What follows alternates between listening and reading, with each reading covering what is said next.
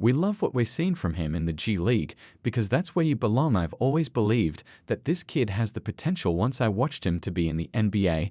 That kind of stuff continues then. Indeed, he'll be in the league as a bona fide player sooner than later. 2 weeks ago, Bronny James was in national headlines once again after his father confronted Stephen A. Smith for talking trash about his son, and yours truly was the individual that caught it, and 2 weeks later it seems like Bronny James performed so well that he had Stephen A. Smith switching up once again. So before we get to the content, we dropped our third baseball video on Uni Diamond Talk. We're at over 10,000 subscribers. We're giving away 10 copies of NLB, the show 25, to a subscriber that turns on their notifications on that channel. And I'll leave a link to that in the description down below. Now that we got all that out of the way, cue the intro music. Today's video is sponsored by Prize Picks. We've been having a dominant run making easy money on our NBA props that I give away on my Instagram at theflightmike and on my Patreon at Microphone. Make sure you use my promo code Microphone to get $50 when you make a play of $5 or more, or just click in the link in the description down below.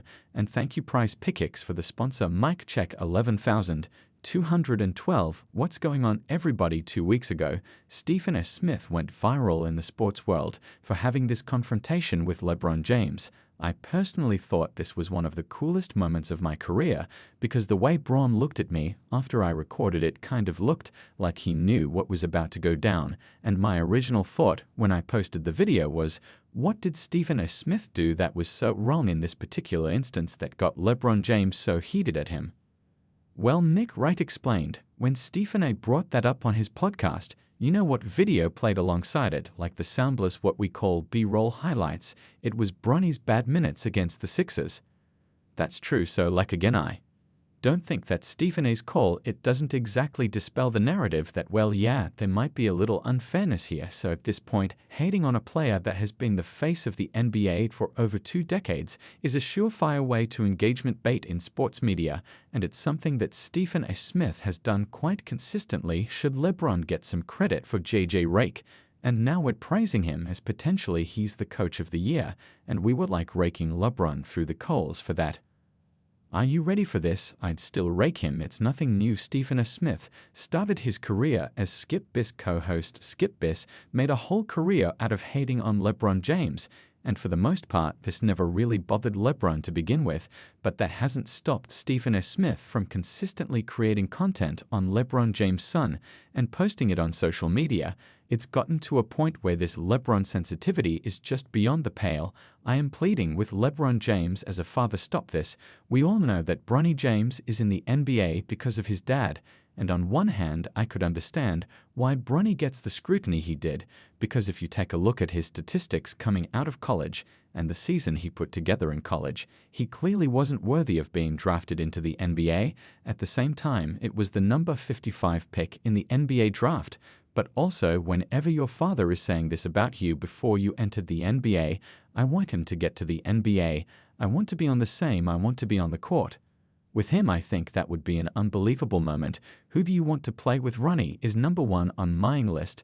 That's dope. He's number 1 on my list. I want to play with him. It doesn't make a lot of sense for you being upset that the media is putting pressure on your son when you yourself already brought this pressure to begin with. So what I'm trying to say is I understand both sides. I mean, again, this is a man that tweeted out, "Man, Bronny better than some of these cats I've been watching on League Pass today. It's lightweight hilarious."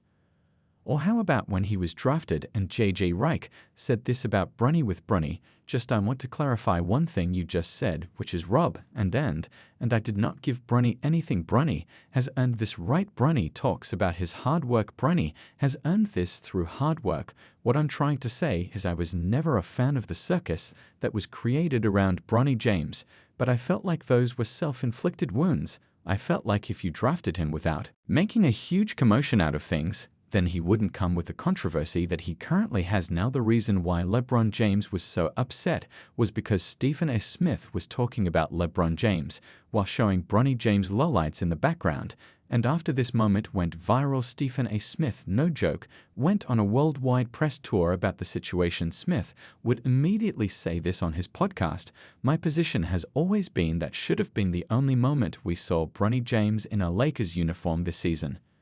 Because he's not ready." 1 week later, he would explain why he and LeBron James don't get along. "We don't get along. And there's a multitude of reasons why I've alluded to some of them, but we know what the biggest reason is. I ain't Shannon Sharp. It ain't Georgie status this way. My GOAT is Michael Jordan, 35,000 points, eclipsing Kareem Abdul-Jabbar with over 38,000, ultimately 40,000 now, 50,000, another All-Star appearance, another 50-point game. Whatever ain't my GOAT. I watch the game. I'm a student of the game. I know a GOAT when I see one, and it's like you could just tell that he's just trying to take this viral moment and milk it for all it's worth. And I'm not kidding when I say this man went on a worldwide press tour following this incident to explain what happened, even appearing on Gil's Arena to give his side of the story. What do you make of LeBron confronting you in the aftermath of that situation? I thought it was weak. I thought it was some. But in the moment I knew that I was listening to a father. You never saw me at games. For the better part of the last 25 years, I've been at an average of 120 games a year. You ain't seen me. You didn't see me sitting courtside with your former owner. You ain't seen me at a couple of Phoenix games. You didn't see me there. And here's the thing: if he was truly embarrassed about the situation, you wouldn't really say anything, and you would want this situation to go away.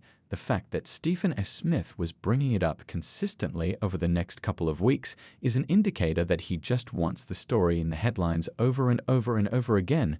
Now this brings us to Bronny James himself. You see, the Los Angeles Lakers are in a very interesting situation. They clearly have championship hopes this year following the heist of Luka Doncic. Which, by the way, I don't know if you know this, the Dallas Mavericks are in absolute shambles as a result of this. That's what our previous video is on, and I'll leave a link to it in the end screen. But in the case of the Los Angeles Lakers, they've been dominant whenever Luka Doncic and LeBron James have been fully healthy. But since it's towards the end of the season, and they're trying to manage LeBron James' groin injury alongside Luka Doncic's calf strain, the Lakers are in a very interesting situation.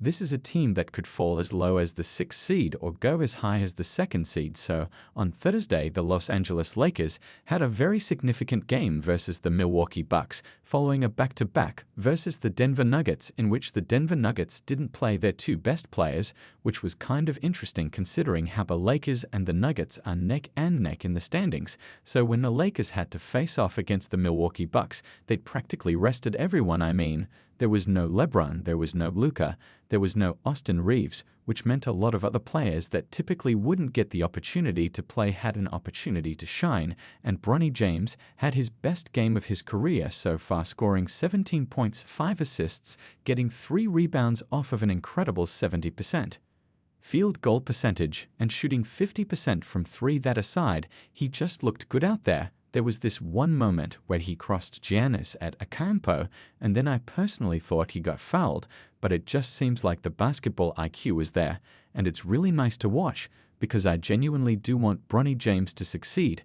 And if you go to any of my older videos, you'd see that the number one issue I had wasn't with Bronny James. It was just the situation that Bronny James was being put in. I never had a problem with Bronny getting drafted. I'm on record saying multiple times that if the Lakers had the 55th pick in the NBA draft, it makes sense to select LeBron James' son. I definitely thought it was interesting that he got more money than the average 55th overall pick. But the number one criticism I had in regards to Bronny was the fact that the Los Angeles Lakers were doing this thing where they had him as a part-time G League player, and then he would travel with the team part of the time, and I just didn't feel like that was good for his development. And it seemed like in that particular instance I was correct, because this is what Bronny James had to say in regards to his career high game, given an opportunity tonight to go, show them what I've been working on in the G League, getting the reps. Bronny also opened up about the scrutiny he gets. Not really much I can do. Random people talking about me, every day. So I just, go in the gym and work, put my head down, and then try to get better every day. Agent Zero right away went ahead and said that we all owe Bronny James an apology. And then he started dominating dinner quiet and probably my favorite clip of all, the one clip that made me feel like, hey, I have to make a video on this topic, has to be Stephen A. Smith switching up. I've always believed that this kid has the potential once I watched him to be in the NBA. My favorite part about this clip is when he says, "Are you listening, LeBron James? I might have been wrong. Are you listening, LeBron James? I just think it's such an interesting switch-up." He was vehemently defending himself originally, and he was going on this press tour playing victim in regards to the whole situation. But the moment Bronny starts to perform and has one good game, he's coming out and saying, "I always believed in Bronny. I was a day one supporter."